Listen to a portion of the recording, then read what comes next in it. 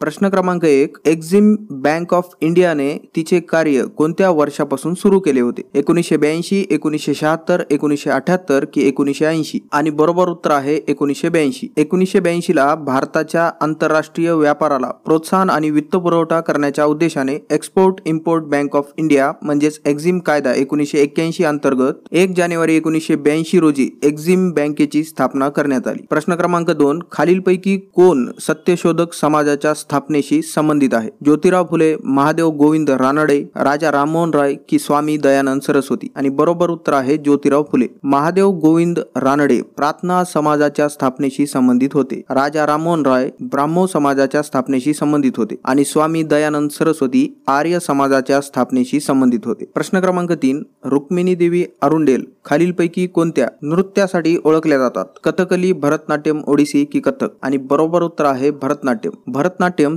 तमिळनाडूशी संबंधित आहे. भरतनाट्यमशी संबंधित प्रसिद्ध व्यक्ती बघितल्या तर यामिनी कृष्णमूर्ती, लक्ष्मी विश्वनाथन, पद्मा सुब्रमण्यम, मृणालिनी साराभाई, मल्लिका साराभाई, रुक्मिणी देवी अरुंडेल, अलारमवल्ली, सोनल मानसिंग आणि अनिता रत्नम. प्रश्न क्रमांक 4. मल्लप्पा धनशेट्टी ज्यांना ब्रिटिश सरकारने फाशी दिली होती त्यांनी खालीलपैकी कोणत्या सत्याग्रहाचे नेतृत्व केले होते? चंपारण्य सत्याग्रह, अहमदाबाद सत्याग्रह, खेडा सत्याग्रह की सोलापूर सत्याग्रह? आणि बरोबर उत्तर आहे सोलापूर सत्याग्रह. 6 एप्रिल 1930 ला गांधींना मिठाच्या सत्याग्रहामुळे अटक झाली. त्यानंतर सोलापूर येथे 7 मे 1930 रोजी कामगारांनी काम थांबवले, दारूचे अड्डे उद्ध्वस्त केले, परदेशी मालाच्या होळ्या केल्या आणि यांच्या जमावाच्या मारहाणीत काही पोलीस शिपाई मारले गेले आणि परिस्थिती आटोक्यात आणण्यासाठी सोलापुरात लष्करी कायदा लावण्यात आला. विशेष म्हणजे संपूर्ण भारतात सोलापूर येथे लष्करी कायदा होता. पोलिसांच्या खुनाला जबाबदार असल्याच्या आरोपावरून मल्लप्पा धनशेट्टी, कुर्बान हुसेन, जगन्नाथ शिंदे आणि श्री किसन सारडा यांना पकडण्यात आले. यांना 12 जानेवारी 1931 रोजी येरवाड्याच्या तुरुंगात फाशी देण्यात आली. हा दिवस सोलापूरमध्ये हुतात्मा दिन म्हणून पाळला जातो. प्रश्न क्रमांक 5. खालीलपैकी कोणते विधान बरोबर आहे? विधान 1. राज्यपाल, मुख्यमंत्री आणि मंत्री परिषद मिळून महाराष्ट्राची कार्यकारिणी तयार करतात. विधान 2. विधान परिषद कधीच पूर्णपणे विसर्जित होत नाही. आणि पर्याय आहेत केवळ 1,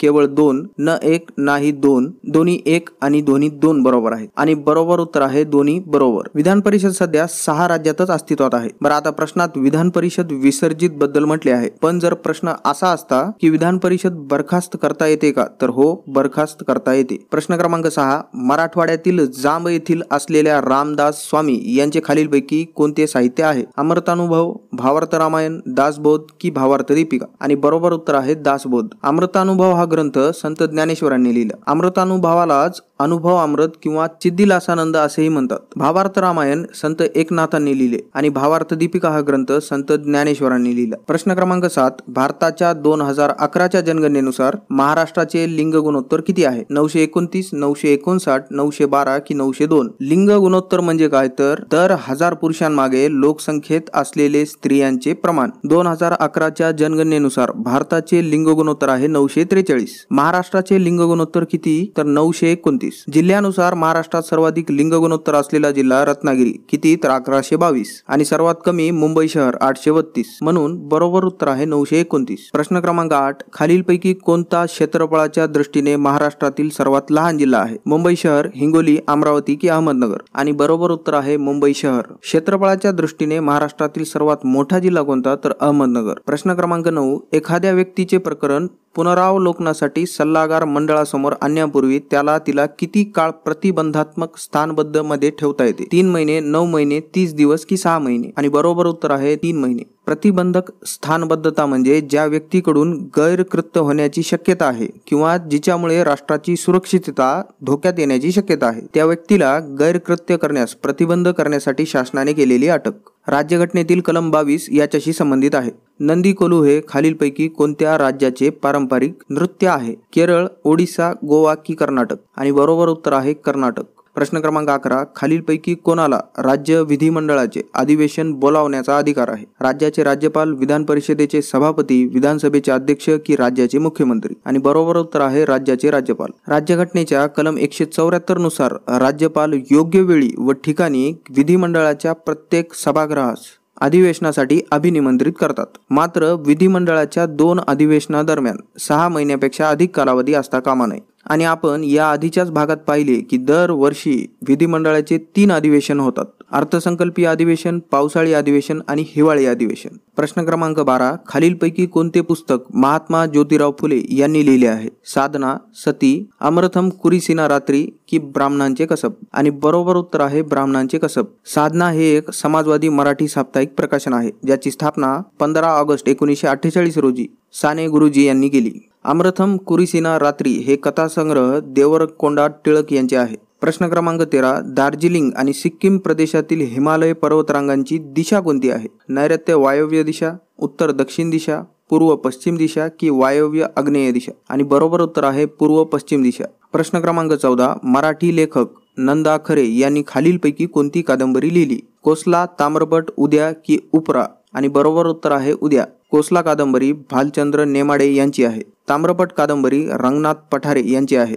आणि उपरा ही आत्मकथा लक्ष्मण माने यांची आहे. प्रश्न क्रमांक 15. खालीलपैकी कोणत्या व्यक्तीने बुधभूषणम या ग्रंथाची रचना केली? छत्रपती शिवाजी महाराज, छत्रपती संभाजी महाराज, बहिर्जी नाईक की व्यंकोजी राजे? आणि बरोबर उत्तर आहे छत्रपती संभाजी महाराज. प्रश्न क्रमांक 16. खालीलपैकी हे महाराष्ट्र राज्याच्या दक्षिणेकडील भागातील एक हिरवळीचे क्षेत्र ग्रीन ओएसिस असून वन्यजीव आणि जैवविविधता संवर्धनाच्या दृष्टिकोनातून अत्यंत महत्वाचे आहे? टिपेश्वर वन्यजीव अभयारण्य, उमरेड कऱ्हांडला वन्यजीव अभयारण्य, तोरणमाळ वन्यजीव अभयारण्य की कोयना वन्यजीव अभयारण्य? आणि बरोबर उत्तर आहे टिपेश्वर वन्यजीव अभयारण्य. हे यवतमाळ येथे आहे बघा. उमरेड कऱ्हांडला वन्यजीव अभयारण्य हे भंडारा व नागपूर या जिल्ह्यामध्ये पसरलेले आहे. तोरणमाळ वन्यजीव अभयारण्य नंदुरबार जिल्ह्यामध्ये येते आणि कोयना वन्यजीव अभयारण्य सातारा जिल्ह्यामध्ये येते. प्रश्न क्रमांक 17. शिवाजी महाराजांच्या शासनकाळात राज्य व्यवहार कोश या नावाने ओळखला जाणारा डॅश डॅश शब्दांसाठी संस्कृत पर्याय दाखवणारा शब्दकोश तयार करण्यात आला?